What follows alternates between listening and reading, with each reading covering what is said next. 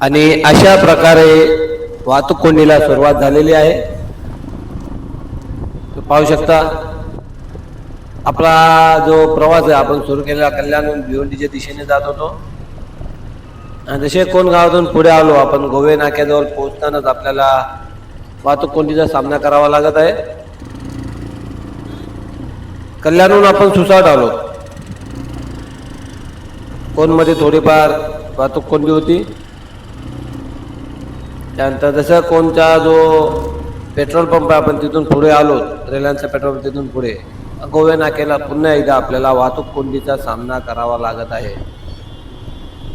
पूर्वी इथे वाहतूक कोंडी नव्हती होत गोवे नाक्या या ठिकाणी, परंतु आता तुम्ही सकाळ दुपार संध्याकाळ केव्हाही या गोवे नाक्यावर तुम्हाला नेहमीच वाहतूक कोंडीचा सामना करावा लागतो. नित्याची बाब झाली या ठिकाणी वाहतूक कोंडी म्हणजे. तुम्ही जर इथून प्रवास करत असाल तर कमेंट बॉक्समध्ये नमूद करावे की इथे जे वाहतूक कोंडी होते ती का होते. तसं मी व्हिडिओ सांगणारच आहे वाहतूक कोंडी का होते आणि ते समोरासमोर तुम्हाला दिसणार आहे. परंतु तरीसुद्धा आपला रोजचा इथून प्रवास असेल तर आपण नमूद करावे कमेंट बॉक्समध्ये. जसे आपण गोवे नाक्यावरून पुढे येतो, पूर्वी हा रस्ता म्हणजे खूप अरुंद होता. नंतर रस्ता रुंदीकरणाचा जो काम झालं त्यानंतर रस्ते हे खूप रुंद करण्यात आले.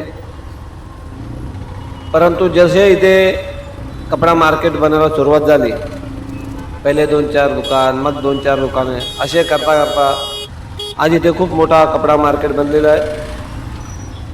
पहिले लोक उल्हासनगरला जे बघा कपडे वगैरे घेऊन जाताना पहिले कपडा मार्केट म्हटलं का लोक उल्हासनगरला जायचे. आता मुंबई बोला किंवा ठाणे बोला किंवा कुठूनही बोला बाहेरून या ठिकाणी येतात. आणि इथे कुठल्याही प्रकारची पार्किंगची व्यवस्था नाही आहे आणि इथे टोटल कपडा मार्केट आहे.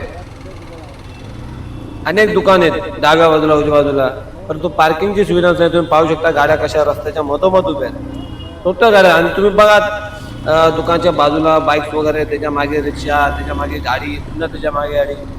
अर्ध्याहून जास्त रस्ता हा या पार्किंग मध्येच गेलेला आहे. जराही शिस्त नाही पार्किंगची. म्हणजे पार्किंग करतील तरी कुठे करतील हा एक मोठा प्रश्न आहे. दुकानात तिथे लावलेत टाकलेत. अशा प्रकारचा एक छोटासा व्हिडिओ